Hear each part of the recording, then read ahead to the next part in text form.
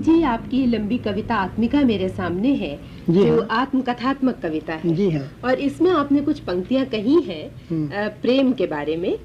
कलमश लांछन के कांटों में खिला प्रेम का फूल धरा पर, उसको छूना मोह द्रोह के भू करदम में गिरना दुस्तर।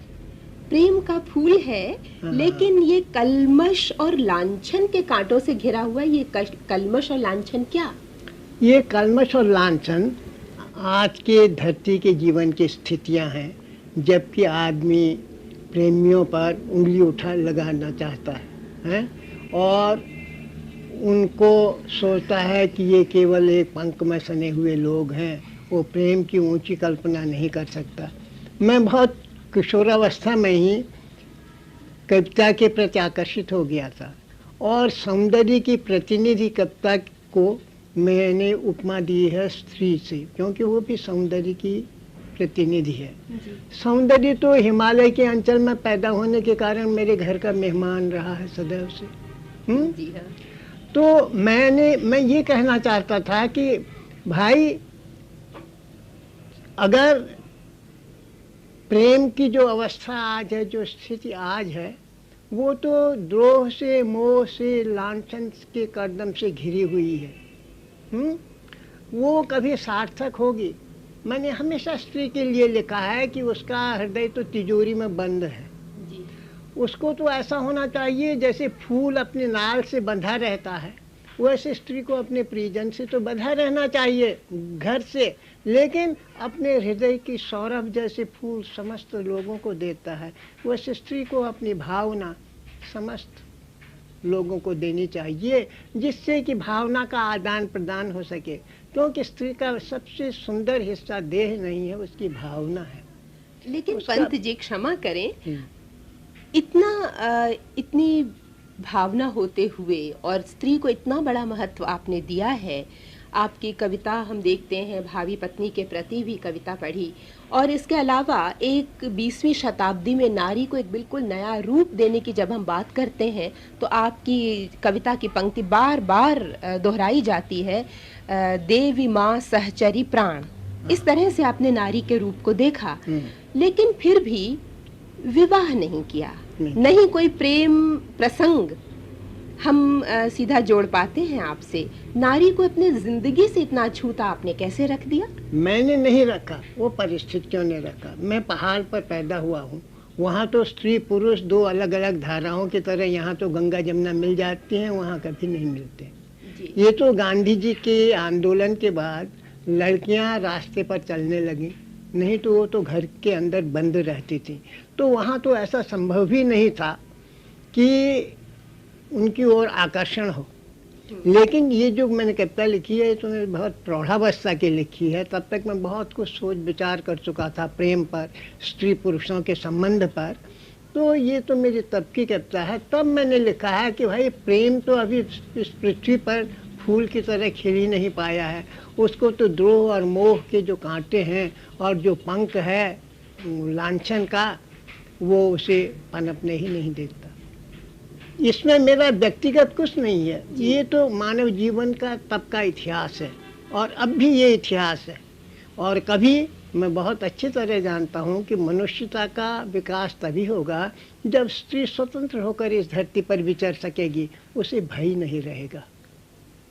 समझ गई हैं पंत जी?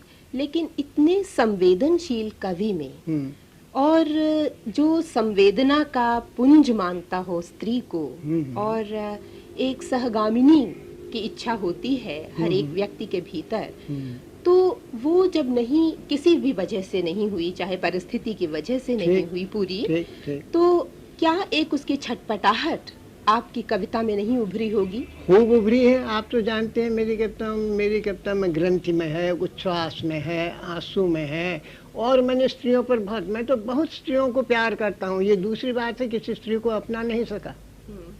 स्त्रियों को तो मैं बहुत अधिक प्यार करता हूँ, क्योंकि मैं मानता हूँ कि भविष्य में अगर मनुष्य को कोई संस्कृत बना सकती है तो स्त्री बना सकती है, तब जब वो अपने शील में, अपने सौम्यता में, अपने सौंदर्य में रहे हैं और मनुष्य को प्यार करना सिखलाए, न कि अपने देह से, जैसे कि इस युग में देह को प्रमुखता दी गई है और देह के साजबाज से मनुष्य को फटकार। यही शायद आपकी इन पंक्तियों में आता है, हो न सका चरितार्थ प्रेम का धरा, स्वर्ग नारी उर में स्थित, ये हृदय नहीं विकसित शोभा के, देह भाव से मन अवगुंठित। ये तो देह भाव से मन अवगुंठित हो जाता है, लेकिन देह को नकारा तो नहीं जा सकता। नहीं नकारा नहीं जा सकता। तो क्या आपने शायद बहुत आदर्श कुछ इतना ऊंचा नहीं रख लिया कि? बिल्कुल ऊंचा नहीं रखा। अगर केंद्र हृदय हो जाए, है ना, तो देह तो अपने आप आ जाएगी। लेकिन अगर हृदय ही न हो, देह ही देह हो, तो ये बतलाइए कितनी बड़ा संकट है। पंत जी, आपकी कविता में बराबर मैंने ये महसूस किया है कि नकार नहीं है, स्वीकार है। गांव में रहे तो गांव का स्वीकार, उसके बाद शहर में चले आए तो शहरी सभ्यता को भी आपने तिरस्कार उसका नहीं किया, उसको भी स्वीकारा है। आपके जहाँ रूपकों में शिल्पी आता है, कलाकार आता है, वहाँ वैज्ञानिक का एक बड़ा भारी महत्व है। ये सब कुछ स्वीकार करते हुए क्या आप कोई एक आदर्श या कोई एक परिकल्पना आपके मन में है जिसमें आप शहर का, गांव का, तमाम पुरानी नई सभ्यता का एक तालमेल बिठाना चाहेंगे? जी हाँ, ये तो मैं क्या चाहता हूँ, ये तो ये युग चाहता है। विज्ञान ने जो कि एक जड़ जगत, एक बड़ी भारी बाधा था मनुष्य के जीवन में, है ना, उसको बाधा को मिटा दिया है भौतिक विज्ञान ने। अब आप देखते हैं देश काल मनुष्य की मुट्ठी में है। देश विदेशों के लोगों के विचार, उनके धार्मिक दृष्टिकोण, नैतिक दृष्टिकोण, सौंदर्यवादी दृष्टिकोण, चाहे वो रेडियो से हो, चाहे ऐसे सिनेमा से हो, चाहे देशांतर में घूमने से हो, मनुष्य एक दूसरे के निकट आ रहे हैं, ये दृष्टिकोण निकट आ रहे हैं जी। तो पहले ये संभव नहीं था। भौतिकवाद का या अध्यात्म का समन्वय तो इस युग के लिए अत्यंत आवश्यक ही है। हमने जो सबसे बड़ी भारी हमारी मध्ययुगीन हमारी कमी रही है, हमने एक संसार को नकारा है, जीवन को नकारा है। हम कहीं मन के जंगल में खो गए हैं, हमने कहीं अध्यात्म को एक मन के शिखर से ऊपर माना है। लेकिन आज का अध्यात्म या आज का जीवन दर्शन कहता है कि भाई, जिससे चाहे आप भगवान कहें, चाहे आत्मिक संचरण कहें, वो तो इसी जीवन के स्तर पर हमको प्रतिष्ठित करना है। अगर भगवान का नाम ही नाम आप लेते हैं तो वो तो अधूरा है। भगवान का रूप भी निर्माण कीजिए। भगवान का रूप आप जगत जीवन के ही रूप में निर्माण कर सकते हैं। तो आज तो ये निर्माण का युग है। इसमें तो विज्ञान और अध्यात्म, इनको मिलकर काम करना है। वैदिक युग में हम कहते थे पद्भ्याम पृथ्वी, ये जो पृथ्वी है ये खड़े होने की जगह है भगवान की। तो भगवान खड़े तो हों पृथ्वी पर। तो चाहे ग्राम जीवन हो, चाहे नगर का जीवन हो, आज आपस में उनमें अदलाव बदलाव हो रहा है चेतना में। चाहे स्थूल हो, चाहे सूक्ष्म हो, वो आपस में एक दूसरे से टकराव उसमें हो रहा है। चाहे कम्युनिज्म हो, चाहे अध्यात्म हो, उनकी मान्यताएं एक दूसरे में बदल रही हैं। जिसे हम कम्युनिज्म कहते हैं आज कोरा, न वो कम्युनिज्म रह सकेगा। जिसे हम अध्यात्म कहते हैं आज मध्ययुगीन दृष्टि से, न वो अध्यात्म रह सकेगा। आगे का जो जीवन होगा वो बहुत विकसित होगा और इन दोनों संचरणों को समेट कर चलेगा। मैंने हमेशा अपनी दृष्टि में ये चीज़ रखी है। ये ठीक है, मुझको इसमें पूर्णता कहिए या सफलता कहिए वैसी नहीं मिली है जैसी मिलनी चाहिए। इसका कारण ये है कि ये तो बड़ी भारी संक्रांति का युग है, बहुत बदलाव का युग है और इसमें तो चीज़ें इतनी जल्दी जल्दी बदल रही हैं। मैं जहाँ खड़ा हूँ कल देखता हूँ उससे दूसरी जगह खड़ा हूँ, परसों पाता हूँ अपने को मैं तीसरी जगह खड़ा पा रहा हूँ। तो ये तो विश्व जीवन का एक ऐसा संचरण है इस युग में जिसको कोई टाल नहीं सकता। भौतिकता आध्यात्मिकता का समन्वय अत्यंत आवश्यक है। भौतिक विज्ञान ने मनुष्य को सभ्य बनाया है लेकिन संस्कृत नहीं बनाया है। संस्कृत के लिए हमको जो अंतर मूल्य मानव के हैं, है ना, अंतर जीवन के मूल्य, उनको खोज निकालना पड़ेगा, जो कि आपको भारतीय संस्कृत में बहुत पहले मिलते हैं, मध्ययुगीन संस्कृत में नहीं।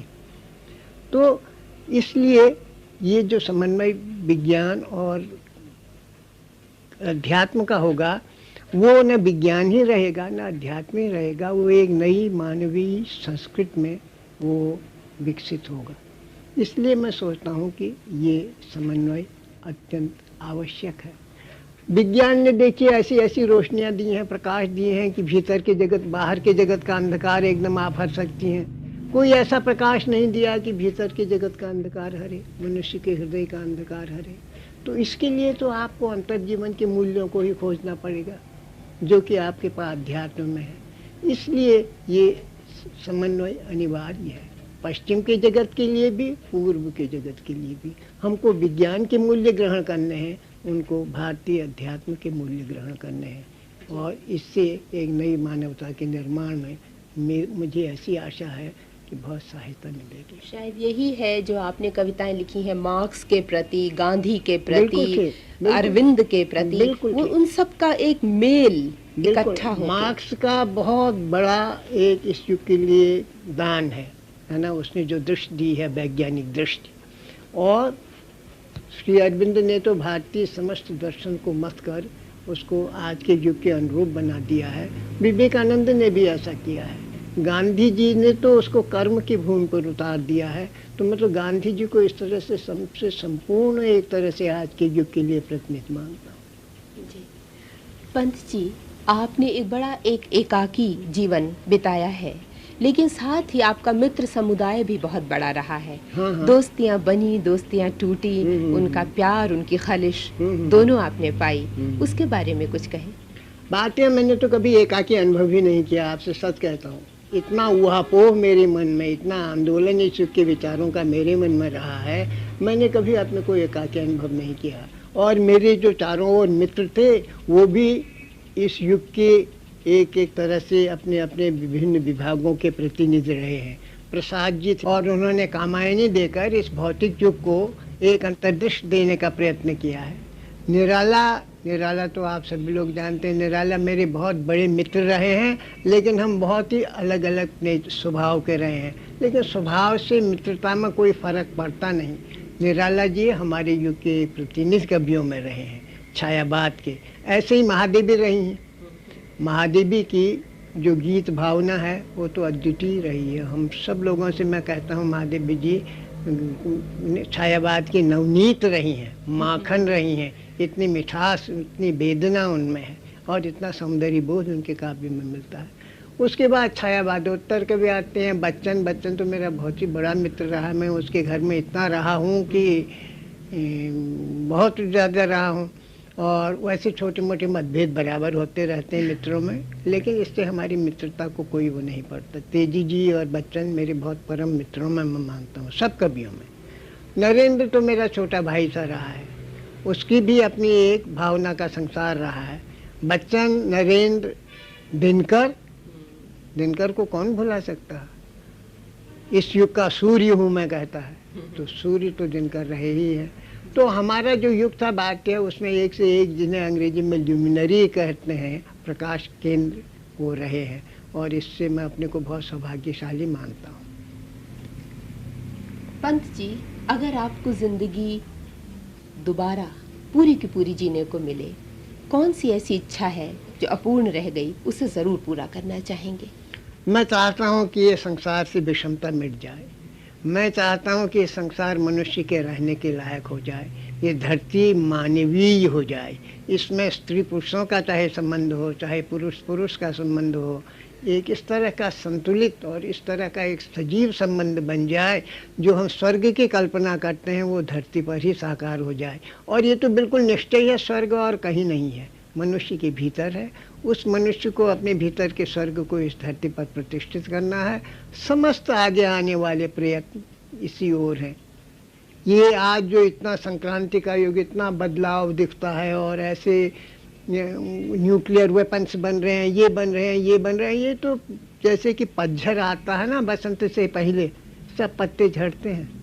तो ये तो एक डिसइंटीग्रेशन, विघटन का युग है। पुराने मूल्य विघटित हो रहे हैं। पंत जी, आपके हमेशा एक खास एक विन्यास रहा है कपड़ों के बारे में, बालों के बारे में, और एक पूरी एक रूप छटा बनी रहती है पढ़ने वालों के मन में हमेशा से। ये कैसे आपने एक अपना विन्यास बनाया? क्या बतलाऊं, अगर मैं ये कह सकता हूँ, मैं तो जन्मजात हिप्पी पैदा हुआ। मैंने तो छुटपन से ही बाल रखे, नेपोलियन का चित्र देखा था जब मैं 4th क्लास में था। तब से मैंने उसके बड़े घुंघराले बाल, उसने मुझे बहुत आकर्षित किया, तो मैंने बाल रख लिए। कभी तो मैं पीछे बना। अच्छा। हाँ, और चूंकि मैं घर में सबका लाडला था, छोटा था, तो पोशाकें भी मैंने तरह तरह की पहनी है।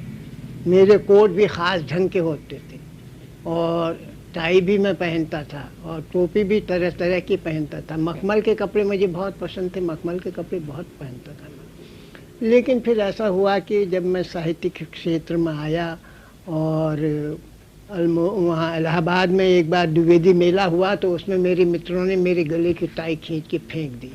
तब से मैंने सोचा कि ऐसे टूटा कोट अच्छा नहीं लगता, तो बंद गले का कोट पहनने लगा।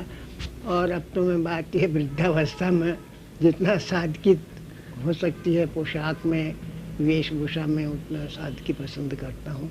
लेकिन छुटपन से मुझे रूप और भाव का बहुत बड़ा भारी संबंध एक मिलता रहा है और मैंने अपने ही को सजाया है, क्योंकि मेरे घर में अगर मेरी बीवी या कोई होता तो शायद उसे सजाता, तो वो कोई बात नहीं है। रूप का मैंने हमेशा आदर किया है और मुझे खुद अपना ही शरीर उसमें मिला है, मैंने उसी को सजाया।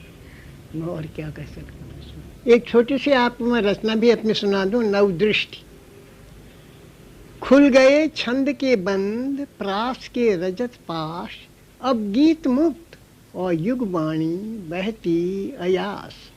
बन गए कलात्मक भाव जगत के रूप नाम, जीवन संघर्षण देता सुख लगता ललाम। सुंदर शिव सत्य कला के कल्पित मापमान, बन गए स्थूल जग जीवन से हो एक प्राण। मानव स्वभाव ही बन मानव आदर्श सुकर, करता अपूर्ण को पूर्ण और सुंदर को सुंदर।